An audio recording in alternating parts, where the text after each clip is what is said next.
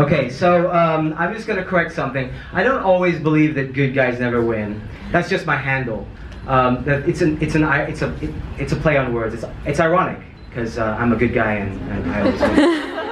So actually, it started off when I was a little kid, playing with toys and collecting toys. I always was into it because my dad collected toy soldiers, and he was always a collector of the Allies. Do you know Allies and Axis? Yeah. You know the World War with you have your Nazis and you have everybody else. So I always got the Nazis because Dad didn't want the Nazis, so that's where it all started. I always got to be the bad guy. Also on the playground, am I going on a tangent? Should I be talking about entrepreneurship? I'm just talking about my youth here. The name of this presentation is Cipta Who, so yeah, it's about me, but it is also about kind of the business world and how you get into creating your own business, creating your own thing. So let me just give you a brief introduction to where it all started, on the playground.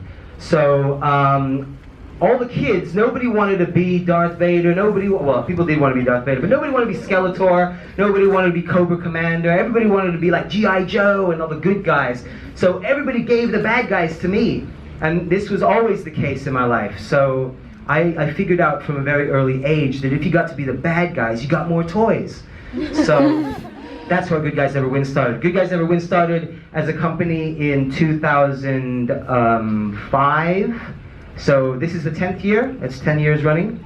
You can't really read that. Anyway, it's mostly my education and work and my list of exhibits and stuff.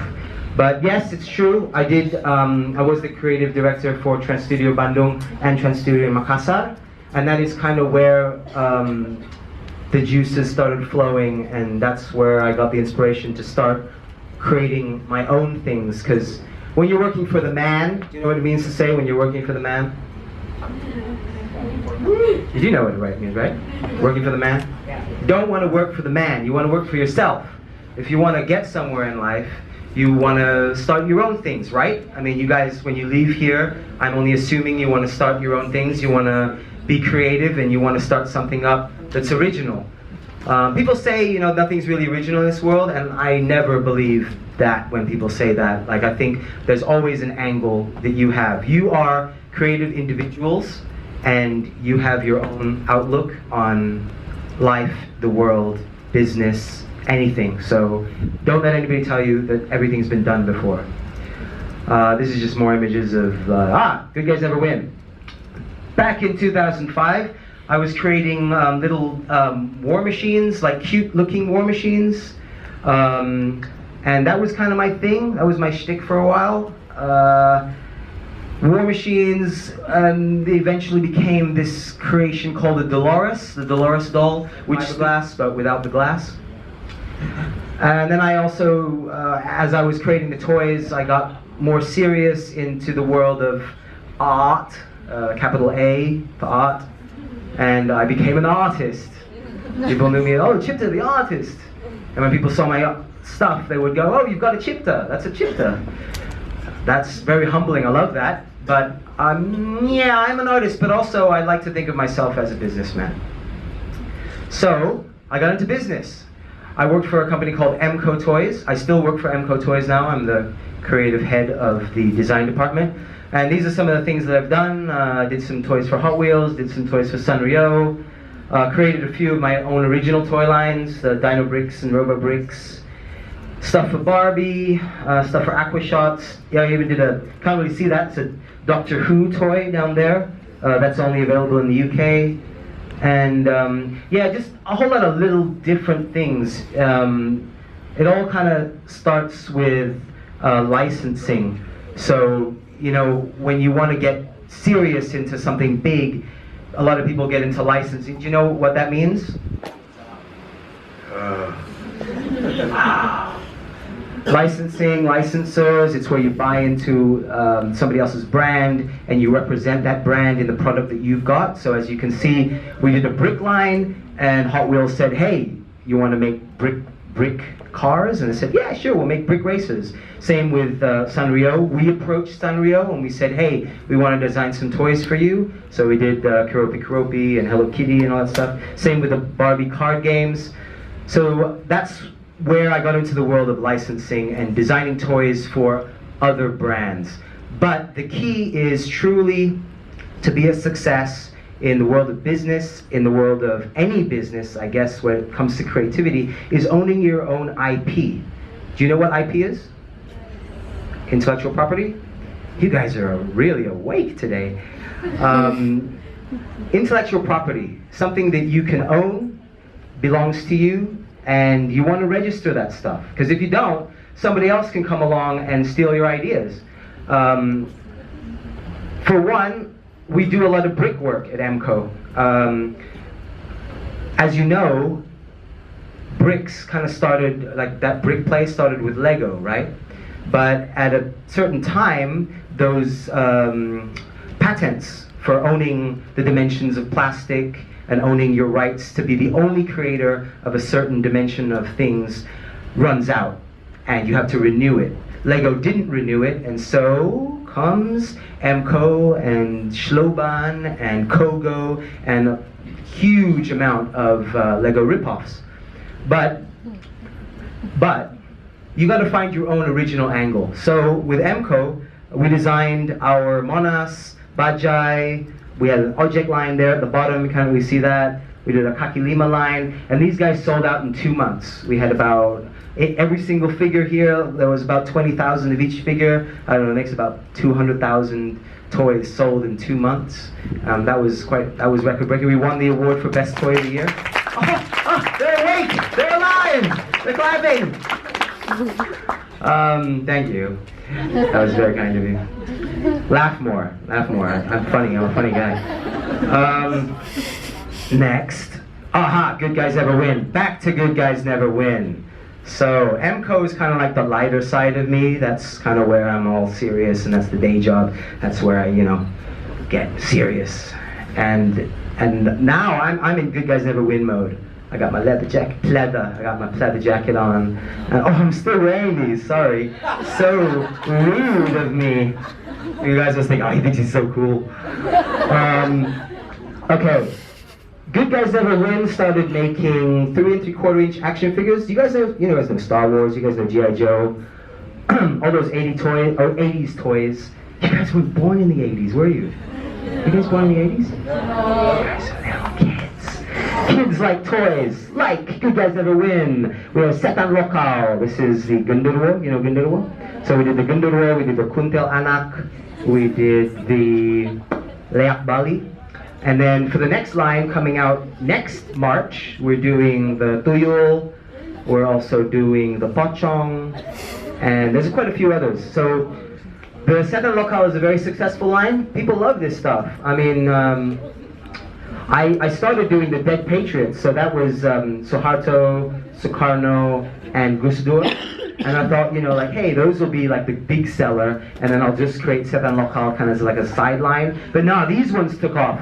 So you never know your market. You gotta kind of do your research by stepping out there and finding out. Oh yeah, another bestseller was the Indo Icons. Do you know who Robot Gedek is? How do you guys know who Robot Gedek is? You should know who Robot Gedek is. Oh, you know who Robot Gedek is, right? Yeah, okay. And then Rian Jombang, you know Rian Jombang? Okay, yeah, the transvestite killer, dressed up as a woman and then seduced men and then killed them and sang while he killed them. That's the story that I spin. Really, I think it was just that he used to sing in jail. Anyway, Ryan, the singing killer. You make it badder than it is and everybody believes it. Also, things like names. Like, as you might notice, I don't use the real names of the people, except for the incarcerated, those who went to jail. I think I'm okay using those names. But people like Suharto, I didn't use his name. I used Bapak Pembangun. For Soekarno, I used Sang Fajar. For Gus Dur, I used Sang Pluralis. And many of the others, like, okay, down here we've got Roma Irama. You must know Roma Irama. Yeah. Roma Irama is Satria Gitar. So, from the movie Satria Gitar, which you've never seen. So that goes on. And then, these were the best sellers of 2015.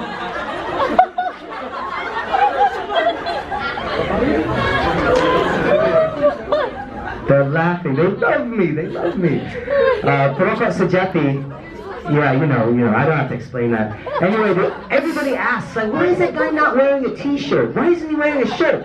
I was like, he must be in the bathroom. He's smoking in the bathroom. And then people are like, oh, so who are the skulls, like, behind him? And I'm like, well, they're probably people waiting to get in the bathroom, because when you smoke in the bathroom, it's freaking annoying, you know, because people take ages and you get in there, it's like, I don't smoke, don't smoke. I don't condone smoking, but I don't recommend it.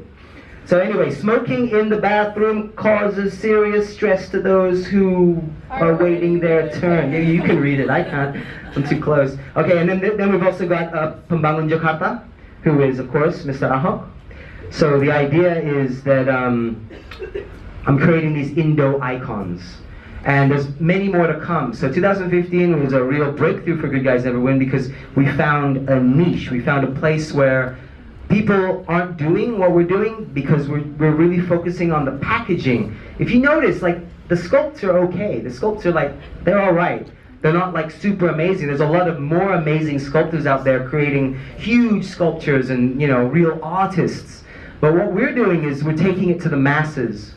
So in being entrepreneurs, we've targeted who our market is, and we've decided that, okay, we're gonna go for that guy or girl who's into collecting weird stuff, you know? So, yeah, it did work out. It worked out well. This is just another example of creating something out of something else, finding your own angle. SMA 666 is, you know, ada apa dengan cinta? You know that? Okay, it's ada apa dengan cinta meets the raid. So what if Nicholas Saputra was Bad Boy, and what if Hammer Girl was Dian Sastro, and what if Kepala Sekolah, the head of the school, was Mad Dog? So that's the idea with SMA 666. Warstar. This is Warteg Standar. So you've got. He looks like Luke Skywalker, but this is Lukman Flyover. So ceritanya, the story is that he came from the village to come to Jakarta to get a big job and become like super cool dude, but the only job he could get was to be a tukang parkir under the flyover.